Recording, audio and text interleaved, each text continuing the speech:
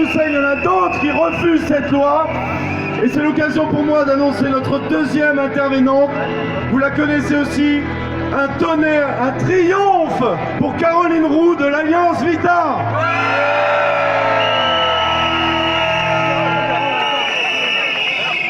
Bonsoir chers amis. L'adoption de cette loi, comme on vous l'a dit, à 5 mois près, montre bien que ce texte n'est pas consensuel. Jamais un texte bioéthique n'a été aussi éloigné de l'éthique. Source d'injustice et de discrimination, l'éthique, qu'est-ce que c'est? C'est d'avoir le courage de poser des limites pour être garant des droits humains, de la protection de la vie, de l'intégrité de la vie humaine et de sa dignité. Ouais, je sais pas. Moi, j'en veux bien une aussi.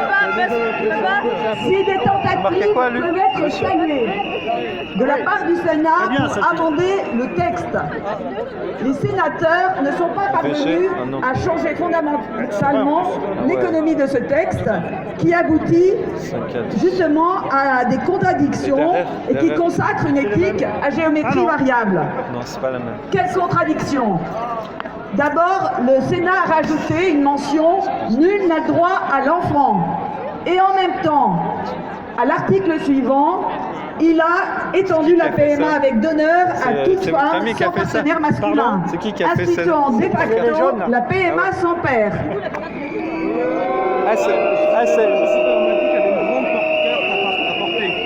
Il a aussi délimité la PMA pour les couples hommes-femmes uniquement pour des raisons médicales.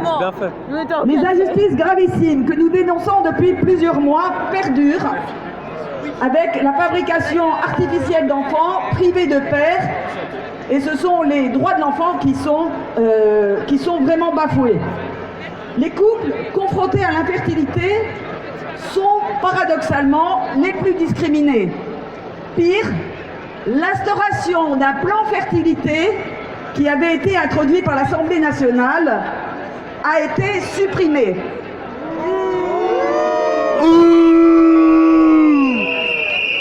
D'autre part, comment prétendre instituer la levée de l'anonymat alors que les sénateurs font dépendre du bon vouloir du donneur de divulguer son identité quand l'enfant le demandera? C'est une terrible hypocrisie, une véritable bombe à retardement qui est faite au détriment des droits de l'enfant.